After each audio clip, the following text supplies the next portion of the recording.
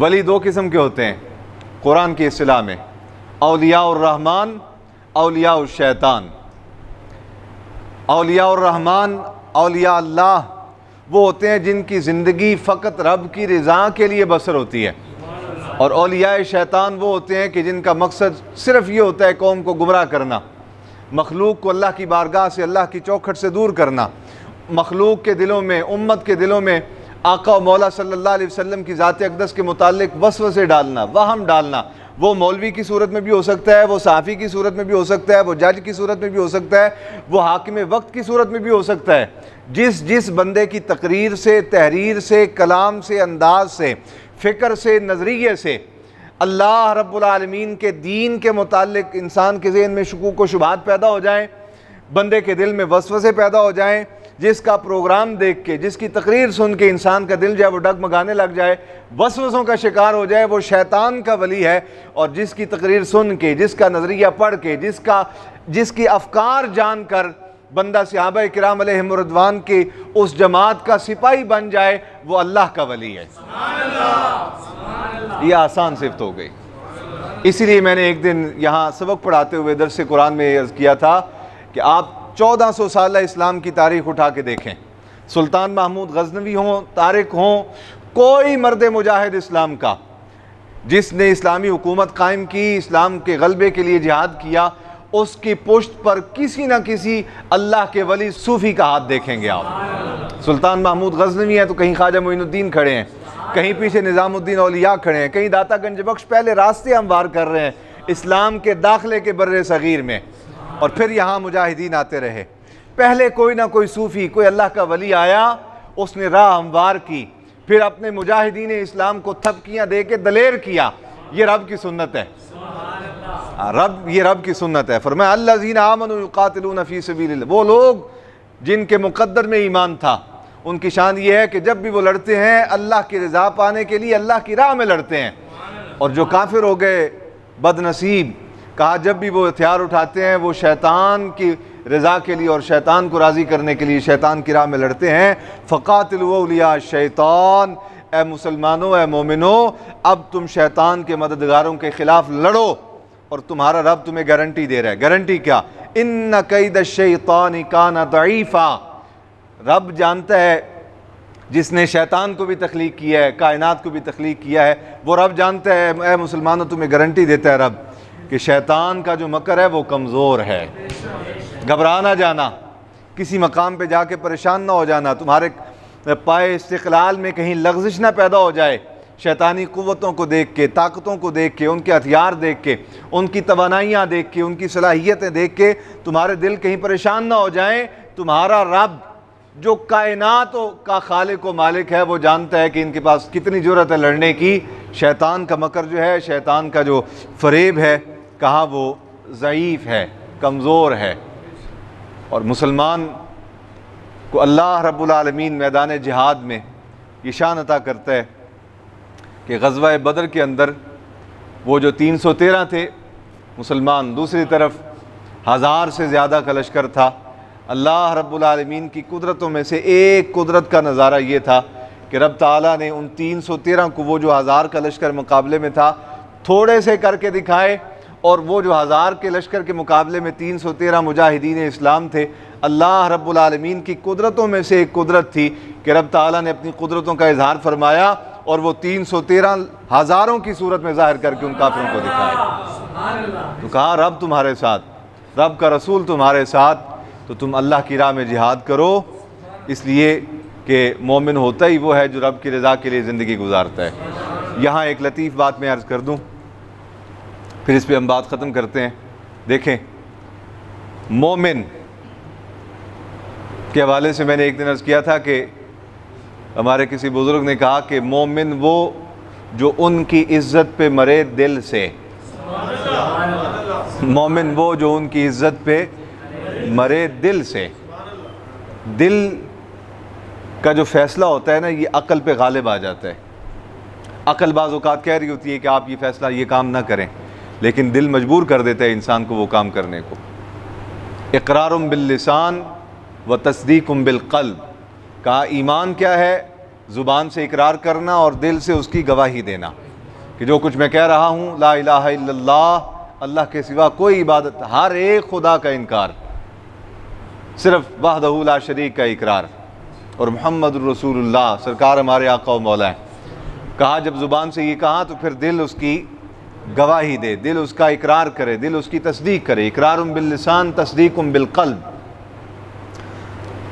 تو مسلمان وہ نہیں ہوتا کہ جو اپنی مرضی کے مطابق اسلام کو مانے، مسلمان وہ ہے جو اسلام کی مرضی کے مطابق اپنے دل کو منائے۔ یہ بنیادی فرق ہے۔ اس دور میں آج شاید یہ لوگوں کا خیال پیدا ہو گیا ہے لوگوں کے ذہنوں میں کہ ہم اسلام کو اپنی مرضی کے مطابق ڈھالیں، اور لوگ ڈھالنا چاہتے ہیں۔ یعنی شراب کے پرمٹ دیے گئے، اور جب اس پہ بات کی گئی تو کہا گیا کہ دین میں تو کوئی سختی نہیں، لا اکراہ فی الدین۔ اب یہ ٹرانسجینڈر کا بل آ گیا، آپ جیسے شرفاء جو ہیں انہوں نے آواز اٹھائی تو وہ کہتے ہیں دین میں کوئی سختی نہیں ہے۔ بھئی دین میں سختی نہیں ہے، اس میں کوئی شک نہیں، لیکن یہ مسلمان کے لیے ہے۔ دین میں سختی ماننے والوں کے لیے نہیں ہے، اس لیے کہ جو مان رہا ہو اس پہ سختی کرنے کی نوبت ہی نہیں آتی۔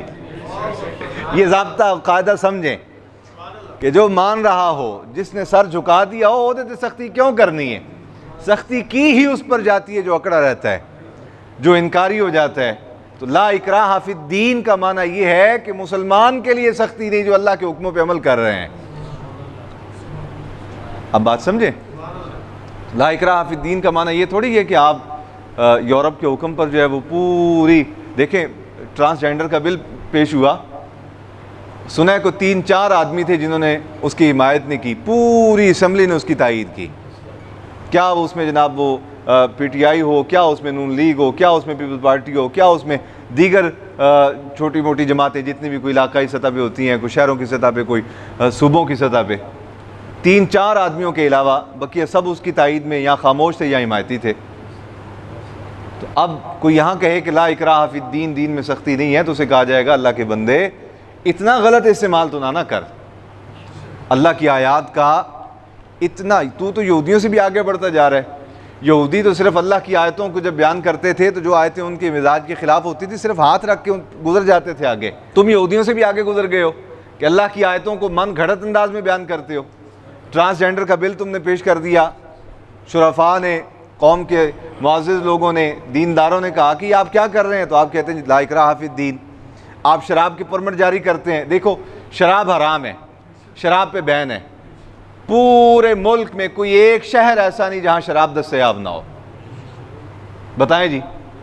سود حرام ہے، پورے ملک میں کوئی ایک بینک ایسا نہیں جہاں سود میسر نہ ہو۔ کوئی نہ لے تو الگ بات ہے، لیکن ہر جگہ سودی کاروبار، ہر جگہ سود چل رہا ہے۔ رشوت ناجائز، رشوت حرام، کوئی ایک سرکاری محکمہ ایسا نہیں کہ جس میں رشوت نہ چل رہی ہو۔ اور جب کوئی آدمی کہے کہ آپ یہ کیا کر رہے ہیں، شراب کے پرمٹ جاری کر رہے ہیں، تو کہتے ہیں لا اکراہ فی الدین۔ آپ مرد کی مرد سے شادی اور عورت کی عورت سے جو ہے وہ نفسانی خواہشات کو پورا کرنے کا باقاعدہ سرکاری حکم نامہ جاری کر رہے ہیں، کہتے ہیں لا اکراہ فی الدین۔ آپ امیر کے لیے اور قانون، غریب کے لیے اور قانون، آپ یہ کیا کر رہے ہیں، کہتے ہیں لا اکراہ فی الدین۔ آپ میراتھن ریس کے نام پہ مسلمان بچیوں کو جو ہے وہ انڈرویئر پہنا کے روڈوں پہ نکال رہے ہیں، کچھیاں پہنا کے۔ شرفاء کہتے ہیں قوم کے کہ آپ یہ کیا کر رہے ہیں، بے حیائی پھیلا رہے ہیں، کہتے ہیں لا اکراہ، دین میں کوئی سختی نہیں، آپ مولوی لوگ سختی کر رہے ہیں۔ مشرف نے یہی کہا تھا نا جی۔ اور میں آج یہاں اس جملے کی بھی میں تھوڑی سی وضاحت تشریح کرتا چلوں۔ مشرف صاحب نے کہا تھا کہ سب سے پہلے پاکستان، نہیں غلط ہے یہ جملہ، سب سے پہلے اسلام۔ یہاں اللہ رب العالمین نے مسلمان کی یہ صفت نہیں بیان کی کہ مسلمان جو ہے وہ اپنے ملک کے لیے لڑتا ہے، مسلمان اپنے قوم کے لیے لڑتا ہے، کہا نہیں، مسلمان اپنے رب کے لیے لڑتا ہے۔ سب سے پہلے اسلام، پھر پاکستان۔ یہ نہیں کہ ہم پاکستان کی عظمت و شان کے معاذ اللہ انکاری ہیں، ہمارے بزرگوں نے قربانیاں دی ہیں، بلکہ ہمارے بزرگ ہی تھے کہ جن کی وجہ سے یہ تحریک پاکستان کامیاب ہوئی۔ وہ ہمارے ہی بزرگ تھے سارے۔ تو میرے عزیزو، سب سے پہلے اسلام، پھر پاکستان۔ اور جیسے میں نے عرض کیا کہ سختی ماننے والوں کے لیے نہیں ہوتی، اور جو غدار ہوں اور جو منکر ہوں، جو انکاری ہوں، ان کے لیے تو قانون ہوتے ہیں، ان کے لیے تو سختی ہوتی ہے۔ اچھا بتائیں، آپ معاشرے کے شریف آدمی ہیں، آپ گھر سے نکلتے ہیں اور کاروبار کے مرکز تک جانے تک آپ کوئی وائلیشن نہیں کرتے تو کیا آپ کو قانون پکڑتا ہے؟ آپ کا چلان ہوتا ہے؟ آپ کو مارا جاتا ہے؟ اچھا چلان کن کے ہوتے ہیں؟ گرفتاریاں کن کی ہوتی ہیں؟ ماریں کن کو پڑتی ہیں روڈوں پہ؟ جو سلنسر نکالتے ہیں، ہاں، اشارے توڑتے ہیں، تذلیل کرتے ہیں لوگوں کی، انہی کو مار پڑتی ہے، انہی کے چلان ہوتے ہیں۔ تو اب وہ جو سلنسر نکال کے پورے شہر کا امن برباد کر رہا ہے، کیا اسے یہ حق دیا جا سکتا ہے کہ وہ کہے کہ جی ملک کے قانون اس لیے تو نہیں ہوتے کہ سامنے پھینٹا لایا جائے؟ اس کا یہ حق نہیں۔ یہ حق شریف آدمی کا ہے کہ وہ کہے کہ قانون اس لیے نہیں بنتا کہ مجھ پہ سختی کی جائے، اور شریف آدمی کو یہ کہنے کی حاجت ہی نہیں۔ لطیف بات یہ ہے، مزے کی بات یہ ہے کہ شریف آدمی کو رونے کی اور پیٹنے کی حاجت ہی نہیں۔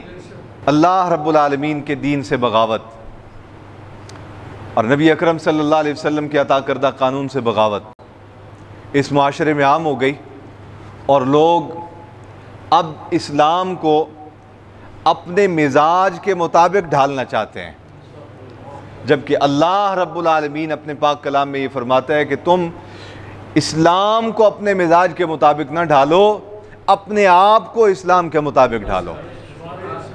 بدلے گا زمانہ لاکھ مگر قرآن نہ بدلا جائے گا، ہے قول محمد قول خدا، فرمان نہ بدلا جائے گا، کچھ بھی ہو جائے۔ اِنَّا نَحْنُ نَزَّلْنَا الذِّكْرَ وَإِنَّا لَهُ لَحَافِظُونَ، فرمایا یہ کتاب ہم نے نازل کی ہے، ہم ہی اس کی حفاظت کریں گے۔ ہاں کوئی بغاوت کر سکتا ہے، اگر اس کے پاس طاقت ہے تو بغاوت کر لے، اس کا انجام یہاں بھی بے سکونی، قبر میں بھی بے سکونی، آخرت میں بھی عذاب۔ نہ یہاں راحت ملے گی، نہ قبر میں راحت ملے گی، نہ آخرت میں راحت ملے گی۔